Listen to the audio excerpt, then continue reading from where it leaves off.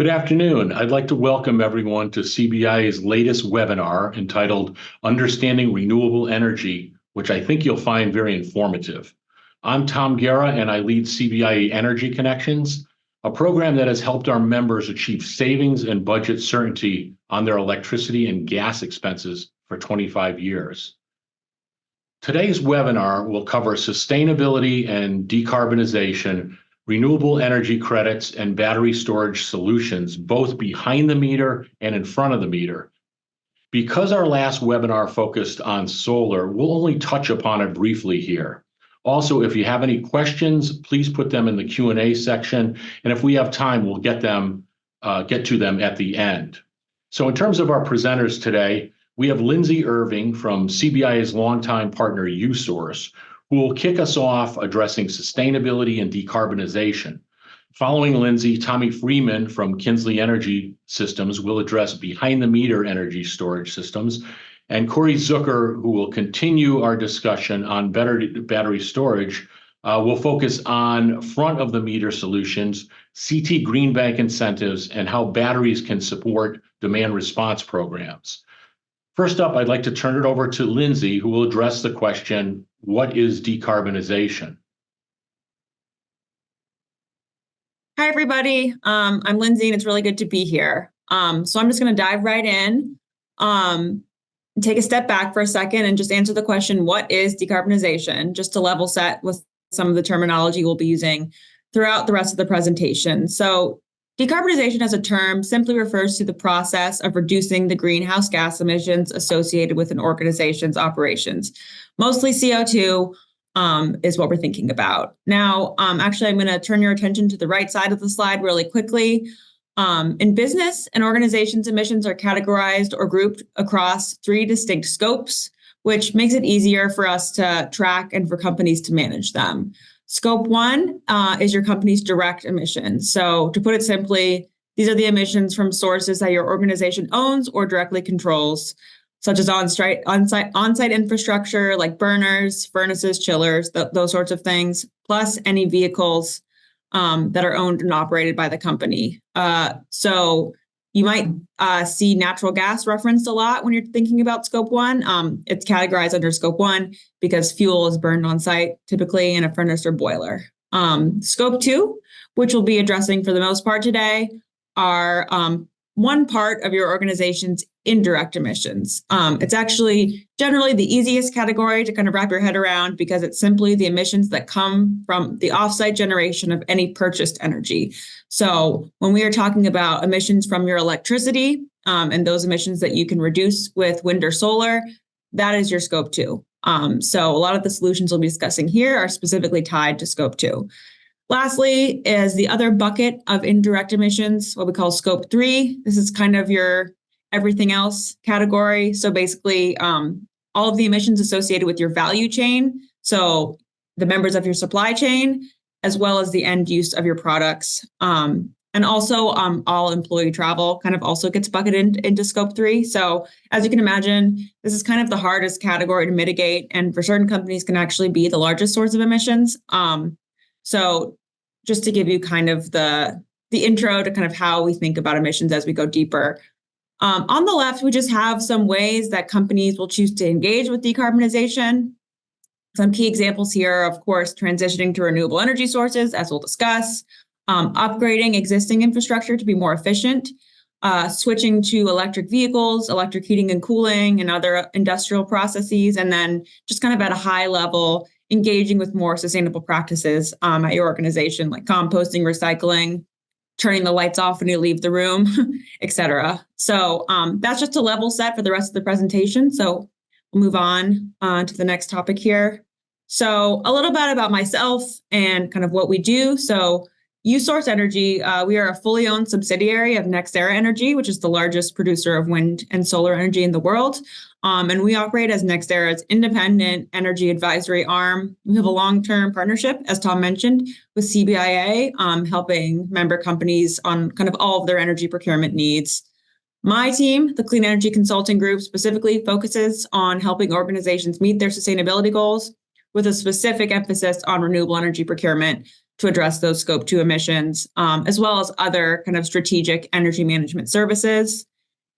For organizations that are looking to decarbonize, there's a wide variety of solutions that you might consider. We'll start kind of on the left and move right. So for on-site solutions, there's efficiency and fuel switching upgrades you can make. And at USource, we really help our customers kind of understand where these opportunities may lie and also identify any local incentives that may exist for some of these energy efficiency programs in the Northeast. There are lots of these. And so we really, try to be tactful about making sure we can identify those, as well as Tom said, on-site solar. That's another one that some companies implement to just actually reduce their reliance on the utility and generate emissions-free energy on-site.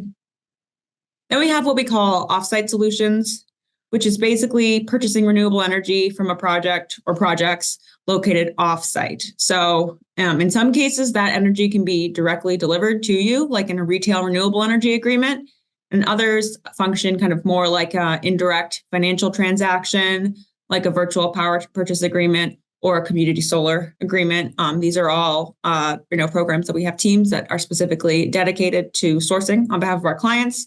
Lastly, many organizations choose to address their scope 2 emissions either entirely or just in part through the purchase of unbundled renewable energy credits or RECs, something we also support at USource, and we'll get a little bit more into what a REC is and how it works on an upcoming slide. Can move to the next one. Great. So here we have an example of what we at USource might produce for a decarbonization client. We typically refer to this as a decarbonization path or decarbonization roadmap, but it's really kind of the end product, what a customer wants to get to during kind of the strategic phase of decarbonization. What we do is we look at a client's total energy usage and spend, be that just in Connecticut or across the country, and take the time to understand their individual goals, priorities, resources, and constraints, and suggest a path forward that can include one or more kind of renewable energy or energy optimization solutions. We'll also take a detailed look at the economics and present the estimated financial impact of each solution over the full term.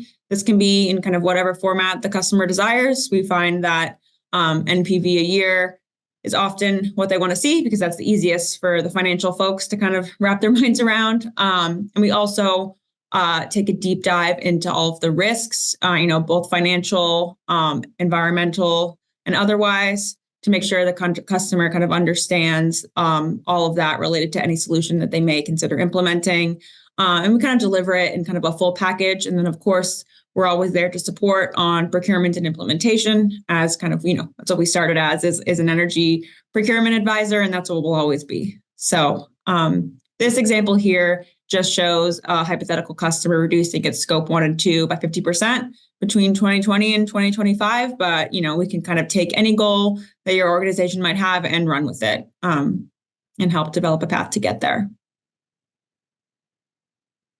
So go to the next slide.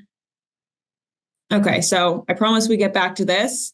So a little bit about kind of what is a renewable energy credit.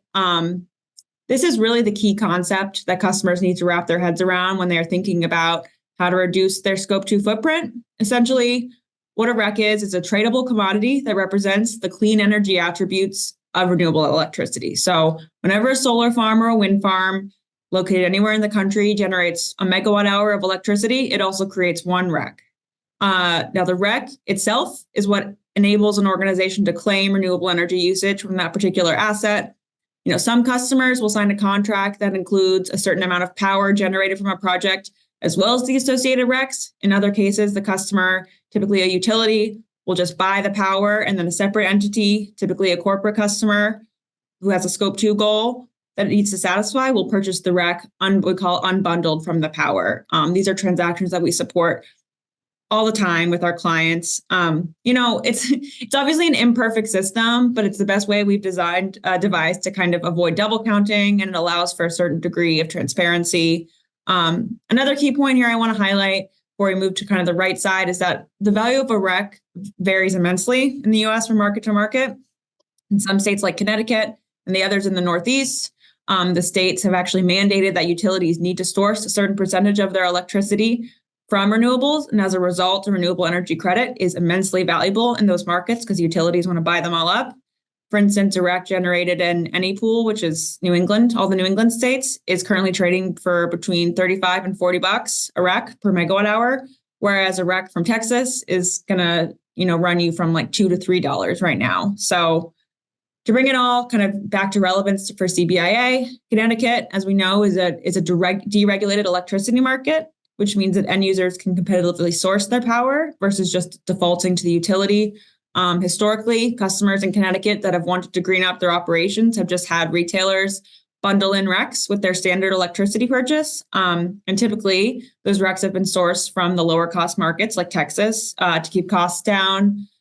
However, as some of you are probably aware, the PURA recently held firm on its decision from a few years back that third-party electricity retailers, in order for them to market a product as renewable, it needs to source the RECs associated with the product from a local market. So that would be states in the Northeast, essentially. So New York, New England, some of the mid-Atlantic states. This creates a pretty big problem because, as I mentioned, RECs in those states tend to be quite expensive. So customers who would typically just source their RECs from the retailer are looking at upwards of a $30 cost premium, where previously they might have been paying, between $2 and $4. Something we have our eyes on, obviously, because we found that it's not necessarily having its intended effect of increasing renewable energy usage and may even be having the opposite effect. Of course, how is it relevant for Connecticut customers? This decision does not hold true to just corporate energy buyers. What it actually means is that as an organization, you can just opt in to buying RECs in the open market and purchase those lower cost RECs kind of separate from your retailer. And that can help you meet your Scope 2 goals just as it would otherwise. Like I said, this is something that my team at USource facilitates regularly through our REC brokerage arm. And we can happily support any kind of CBIA customers on this need as long as this ruling kind of is still in effect. So, and then I think one more slide on my end. So just to touch a little bit about our energy optimization services and kind of how that works for a customer. So many clients find that they can kind of significantly reduce their emissions from their operations before even moving forward with any sort of renewable energy procurement, just by doing kind of needed upgrades to what already exists. And like I said before, there are many incentives that exist kind of through the state that companies can take advantage of to make this like very cost effective and in many cases cost saving for them, in addition to helping reduce their emissions. As USource, we can come in and do a comprehensive facility assessment, we call it, to help any of our clients kind of identify what these opportunities are, the low-hanging fruit, and really get that done before we even move forward to any sort of renewable energy transaction. Just some examples here, upgrading your lighting, upgrading your HVAC, your chiller and your cooling systems, boilers, thinking about installing EV charging stations to reduce some of those other types of emissions. And then, of course, doing something like on-site solar. So like I said, this is always a really key first step that we recommend to all of our clients who are looking to decarbonize, because we find that you can really identify the low-hanging fruit, make a pretty big impact, and often save money as well. So with that, I will turn it over to Tommy.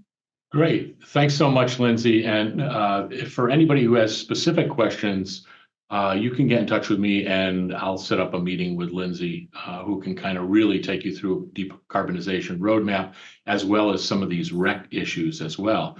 Next up, Tommy Freeman of Kinsley Power Systems will give us an overview on utility scale energy storage systems, microgrids, and incentives as well. Tommy. Thank you, Tom, and thank you, Lindsay.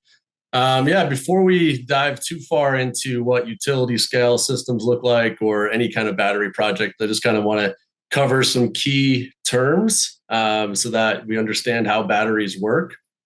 So batteries are measured in megawatt hours and megawatts. Megawatts is essentially how much power is available to give to the grid or give to the building.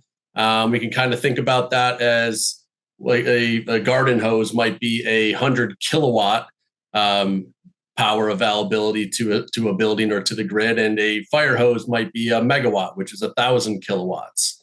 And then when we think about megawatt hours or kilowatt hours, we're thinking about how much can that tank hold. So a 100 kilowatt hour system might be equivalent to a bucket, and a megawatt hour system might be equivalent to, a gas tank. So much more energy is available in those systems. So megawatts is how much power it can give. Megawatt hours is how much power it has to give over a certain amount of time. The different types of, we're really just going to talk about lithium ion or lithium iron phosphate, which is a type of chemistry that is in the lithium ion family. And that's what the most deployed systems are today. If you were to rewind back 10 years or so, nickel, magnesium, cobalt, NMC was typically the chemistry that's used. And now we're looking at lithium ion or lithium iron phosphate. Some safety features. So again, when we talk about any kind of battery system, one of the biggest questions that typically comes up is, don't these things catch on fire all the time? Or are these unsafe? And in the past, that has been true. There have been, batteries that have caught on fire and get into what we call thermal runaway, which is essentially where one cell in the battery gets overheating, and it starts propagating to the next cell, to the next cell, to the next cell. And next thing you know, the whole thing's on fire. And, you basically just had to let it burn in place. So now with advanced thermal management, fire suppression in the containers, and remote monitoring, we can basically identify, when something's going wrong with the remote monitoring, get there, fix it ahead of time. And the thermal runaway management, new technology, the new batteries that are basically coming out are isolating these cells so that if one starts to go and have this quote unquote thermal runaway where the temperature is no longer sustainable and it starts overheating, they will not propagate to the next cell. So essentially we would come out, take that cell out, put a new one in, and the system's back up and running without having to burn the entire container to the ground. All right, Tom. Today we're kind of talking about the utility scale. My friend Corey is going to talk more about the behind the meter, commercial and industrial side of the business here. But from utility scale, we're looking at, the big players. These are the guys that are coming in and putting in multiple containers, typically feeding the grid 20 megawatts to 100 megawatts plus. So that's the available power it can give at any given time to the grid. Multiple megawatt hours of storage. So these batteries can give that power that the grid needs for hours on end. Right now we're typically installing 4-hour batteries, some 2-hour batteries, and even in California, they're starting to roll out 8-hour plus batteries to help support these grids. The utility scale is really there to, for what you can imagine, it's grid stability and reliability. There's different programs that they need these batteries to support with, which is like frequency regulation and voltage support. These can be set up as standalone systems where they're basically plugged into the grid. They're getting charged by the grid at night, and then during peak demand periods, they're dispatching the power that the grid needs to do that. And then DC coupled. So that's where you see a big solar farm, and let's just call it a 10 megawatt solar farm. Instead of curtailing that system because the grid can't maybe take on all of that solar power at one time, we're plugging in batteries to the solar arrays, which allow to essentially be a big lung for that solar system and enable to not waste or not curtail what power is available from the solar arrays, but essentially store it and then be able to use that later on, when the grid is looking for more power during different times. So siting requirements. So for utility scale, we certainly need a little bit more space than what Corey's going to talk about from the behind the meter standpoint. We're looking at typically under an acre, but it can go up to multiple acres depending on how big and how many containers that we're going to be placing on the system. Ideally, these are going to be located near grid substations, so we don't have to build out new infrastructure in order to connect to the grid. We essentially plug into that existing substation or the renewable energy source like wind or solar where they already have the grid interconnection. Some of the environmental considerations, obviously, we've got to go through the environmental study and what the impact would be on the local nature and where that's going to be sited. Noise can be something that could be an issue with inverter fans. So we've got to make sure that they pass all these different standards from an environmental and local, permitting type of instance. And local permitting is crazy because every single jurisdiction basically has their own thoughts on batteries. So a lot of them need to really get educated onto where these systems are from a safety standpoint. That's typically the biggest consideration is, are these things going to start on fire? And when we talked about the advances in the technology that's coming up with the new batteries that are going online, there's been a 97% decrease since 2018 in the number of fires that are happening at these utility scale systems. So really important that we're moving in the right direction there. Shifting gears a little bit. So we're talking about hybrid microgrids here. So Corey's going to dive into a little bit more of this from the behind the meter aspect. But hybrid microgrids are essentially, on-site renewable energy sources, backup generation, like even diesel generators and natural gas generators, basically working autonomously with the battery to create its own energy system on site. The benefits here are obviously you can maximize the on-site solar or charge these batteries efficiently with the on-site generators. And the battery essentially is the one that ties it all together, because if the grid goes down and you don't have a battery, typically your fuel cell that might be on site or your solar array that might be on site, those all go offline. So they're not available to you in the event of a grid outage. However, with a battery where it's tying it all together, it essentially creates, shifts off from the grid. The battery powers up, keeps those systems online, and now you can run for, if the sun's out, you just have solar, you can run all day with the system, and the battery can be there to support it when those those generation assets run out of juice, if you will. But it'll at least give you multiple hours of being able to stay up and stay online. And then with sites with no export capacity, so a lot of times, if somebody wants to get solar or they want to put a battery in their facility, but the grid is essentially full, meaning it cannot take any more power in that section of the grid.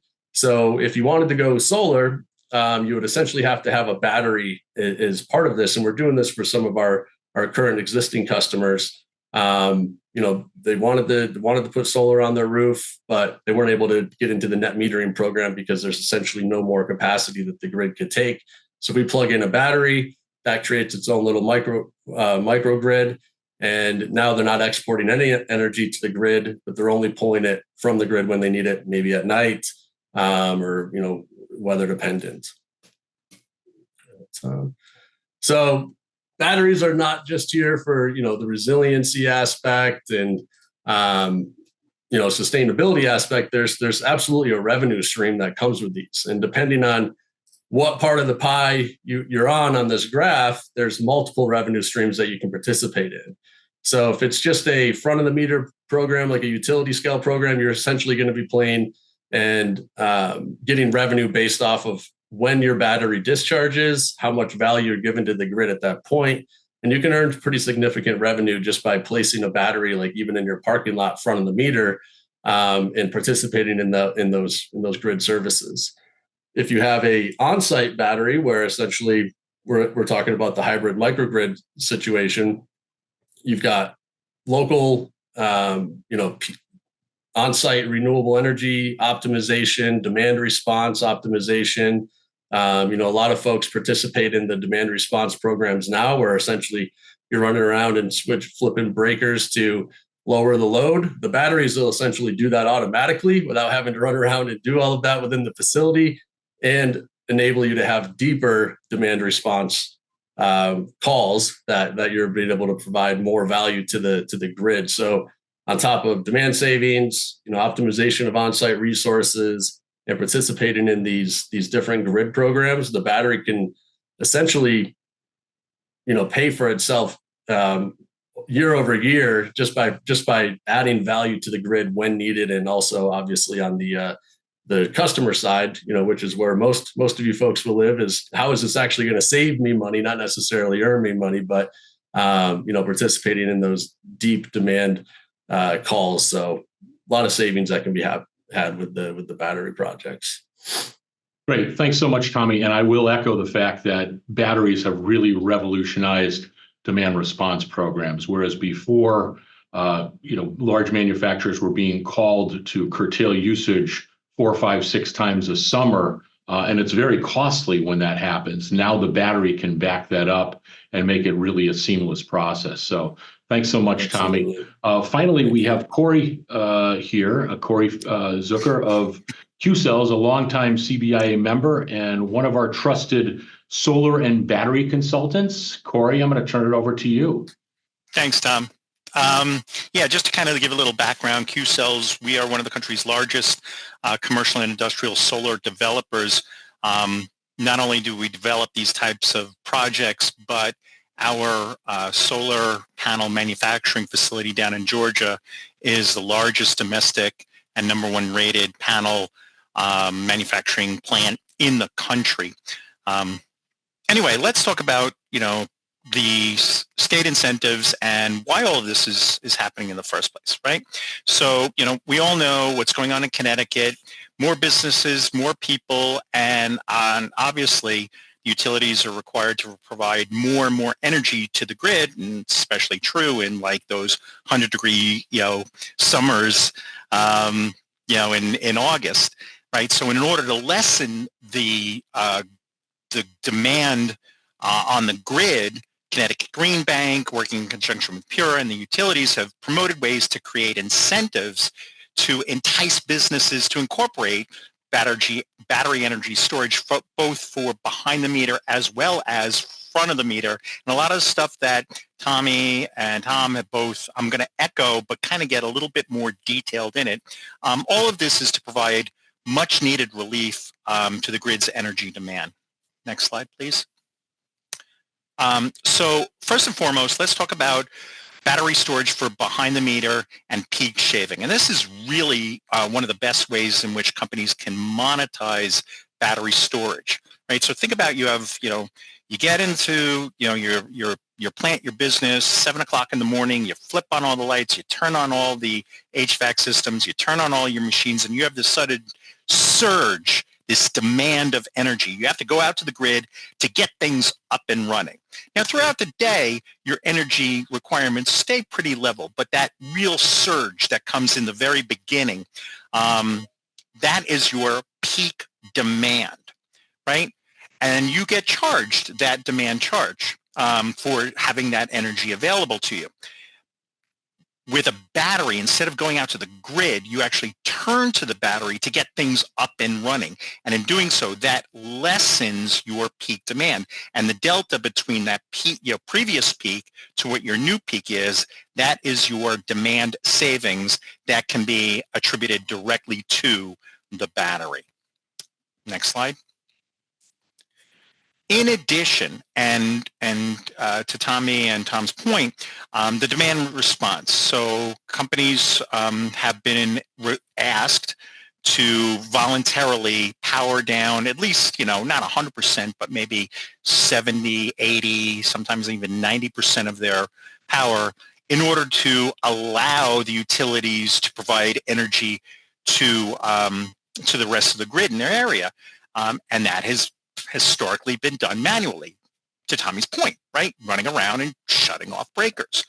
Well, by having the battery in place, this is all done electronically. So the utility will send a message to the battery that says, okay, pull away from the grid, turn the plant's demand for energy to the battery. So you're pulling away from the grid, and now you're drawing your energy seamlessly. And now that allows the utility to provide enough energy to everybody else. You, in turn, are drawing your energy from your stored energy from the battery. This does two things. One, it helps to stabilize the grid. Two, you get incentivized for doing that just for having that in place. And 3, the energy that you're using during that period is energy that you're pulling from your battery and not paying from the grid. So you're actually getting paid multiple ways by having that battery in place for the demand response purposes. Next slide. And obviously resiliency. So everybody thinks, battery is strictly there for backup. And to some degree it is, but that's almost like a byproduct from peak shaving and demand response. All of the systems have to have some sort of backup or islanding capabilities, especially for loads. If you're a manufacturer and even if it's just a couple of seconds where your line goes down, could mean hundreds of thousands, if not millions of dollars in lost product. That is the critical load. You cannot, once that system's up, you need to have that running. So while your lights may go and some of your other machinery may be turned off, but that line will not be turned off. Right. Same thing for if you have refrigerators or freezers or things of that nature that cannot turn off. That's what we call the critical load. Next slide. So all of that is for behind the meter, right? Not everybody has those kinds of demands, right? But the state, right, and utilities still require this sort of battery storage to help supplement energy that's going through the grid. That's where the front of the meter storage and incentive programs are in place, right? So in a front of the meter scenario, the batteries are put on your property, but not hooked up to your facility. There is no connection whatsoever to your service panel, to your plant whatsoever. It is a direct link to the grid, back and forth between the grid, and you're basically acting as a landlord, allowing developers like Qcells to come in and lease an amount of property where we could set up these batteries, right?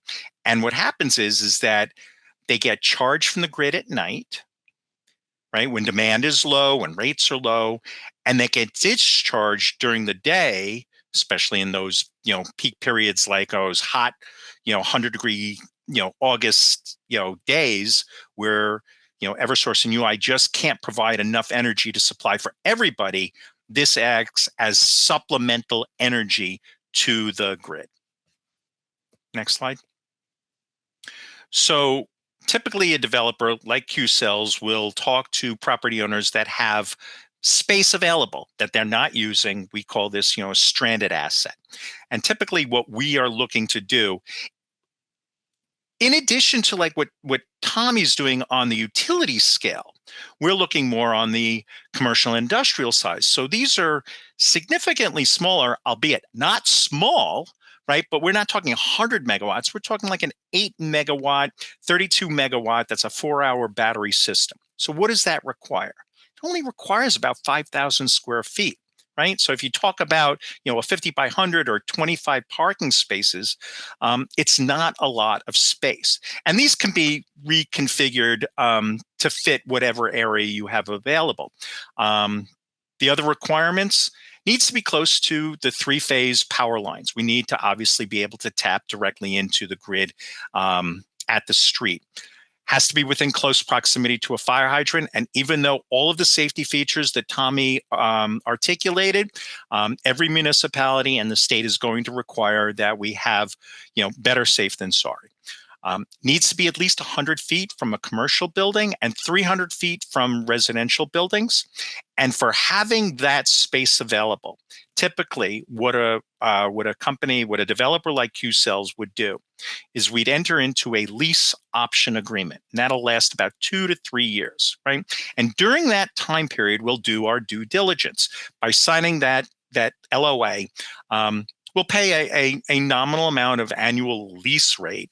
But that gives us site control, and that allows us to submit for permitting, interconnection, all the other things that are required to get these types of projects up and running. And they take a long time, and I'll talk about a couple of things specific that add to the time frame. But once we get through all of that, and we're given, notice to proceed. Go ahead, have at it. A system like this, between ground prep, the batteries themselves are fairly plug and play. There's some trenching, wiring, all of those other things. That only takes about, 6 months, give or take, right? Once the system is ready to operate, right? We're given permission to, throw the switch and have energy flowing. That's when the actual lease will go into effect. And generally speaking, we'll look to go into a 20-year lease agreement, most likely with 2 additional 5-year options on the end. So you're looking at a 20 to 30-year lease term. And, the lease amount, right, how much we're going to pay, is really contingent upon the size. Obviously, if we're able to do, a 10 megawatt or a 12 megawatt, or if we're only able to do a 4 megawatt system, right? What is the grid capacity? What are the upgrades that are going to be required? Again, no investment on the landowner. This is completely on Qcells' dime that we're going to develop these projects. But there are costs involved, and all of that will play into how much we're able to afford to pay in terms of lease payment. I can tell you that they are in the significant tens of thousands of dollars. But each project is very different depending on where it is and what is required. Next slide. So, we talked about the time frame, and two things that you need to be aware of, right? One is the hosting capacity studies, right? So, the grid in Connecticut has been around for, well over 100 years. And as much as the utilities are doing their best to support and make sure that everybody has enough power, and there are upgrades that are constantly going on, they can't keep up with it. And it is what it is. So what'll happen is, one of the things that we will do is we will look to see what is the hosting capacity at any site. This is not just for batteries, but this is for solar as well. Any system over 1 megawatt will require a hosting capacity study to be completed by the utility. And that will take up to a year to complete from start to finish. And we will get a roadmap that will say, okay, you can build this system and it's going to require these upgrades, and this is what needs to get done. But we will have all of that information at our avail once the hosting capacity study is completed. Then there is the Connecticut Siting Council, the CSC. And what the CSC's role is to balance the need for these types of facilities and against what the potential impact is on the environment. A lot of it is aesthetics, right? If you're in a nice area and all of a sudden you've got this huge solar farm, or if you've got this, massive battery system, it can detract, right? So they want to make sure that, and that's just part of it, but they have a responsibility to the community as a whole to make sure that they are the voice, the advocate of the people who are living in the area, to say, you know what, maybe we don't want to build an 8, 10, 20 megawatt system. Are you okay with building a 4 or a 6? And that's where we come back. The Connecticut Siting Council report, that also takes about a year. Now they run concurrently, which is good, as opposed to one then running the other. But once we submit for the hosting capacity and the CT Siting Council analyses, we should have answers and a roadmap, roughly 12 months later, and whether or not we can actually move forward with these projects. Great. Corey, thanks so much. We did get a couple of questions in I wanted to pitch to you, Corey, while you're unmuted or still in speaking mode. The first question is, do you need solar to power the batteries? No, you don't. In fact, a lot of batteries are not associated. Obviously, if you're going to do a microgrid and things of that nature, that's one thing. But for the most part, the batteries, the way the configuration is they charge at night when rates are low, when demand is low. and then discharge during the day when rates are higher and demand is high. That sort of rate arbitrage, if you would. Great. Next question is a decarbonization question for Lindsay. Which stakeholders in my organization need to be involved with decarbonization, and when in the process do I need to bring them in?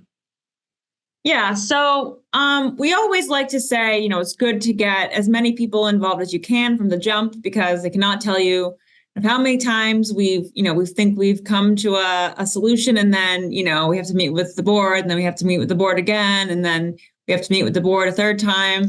And it becomes a really long process. So I would say, and it's always going to depend on each organization, but in addition to obviously the sustainability folks who typically are going to be your cheerleaders, it's really important to get some people from finance as well as accounting and legal. Finance, obviously, someone's going to have to get comfortable with the numbers. Not all of these contracts, but some of them do involve some amount of risk. So it's always good to have, CFO. You're always going to have to get CFO sign off. So to have someone who, if not the CFO, someone who is high up kind of on the financial side there from the get-go, it's always critical. Accounting, it can take a little bit of time to get comfortable with how some of these contracts look. Typically, they are not a derivative, but sometimes an accountant will see it and say, hey, isn't this a derivative? So the answer is it's not, but it can get tricky. So again, just good to get comfortable with that from the jump. And then lastly, there are going to be contracts that are going to have to be read over. And, I know personally from my experience, it can take a little bit of time to get through legal. So again, just to have someone who's there who can get comfortable as we kind of meet and discuss options from the jump, from legal, from all three of those is really critical. And so I would always kind of recommend starting with kind of that core group, if possible, and understanding that people are busy, but just to ensure the quickest and least painful possible process. Sounds great, Lindsay. Another one is on ROI for batteries. I think this is a Tommy question. In Connecticut, how quickly does a battery typically pay itself back?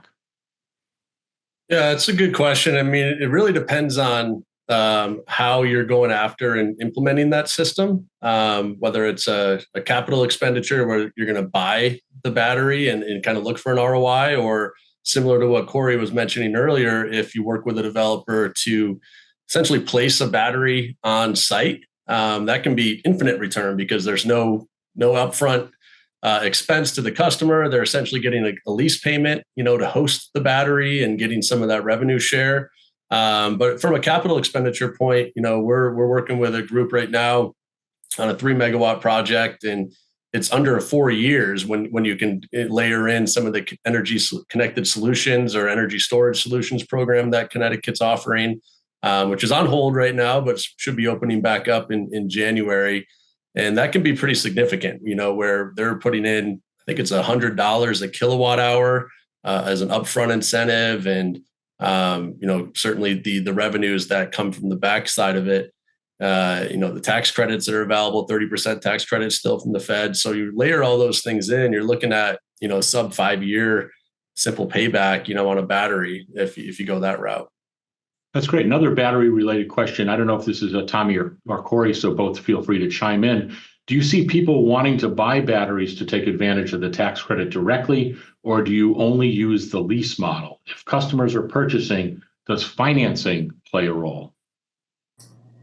Corey, I'll let you take that one. Yeah, I mean, these are not cheap pieces of equipment. There is a capital expenditure, and, once you talk about financing, now you're talking about, finance charges. So that's only going to, extend the ROI period and ultimately your overall IRR. There's, in a scenario where you're going to own the battery, the analysis is usually how is it being used? If a company is very peaky, remember I talked about peak demand, right?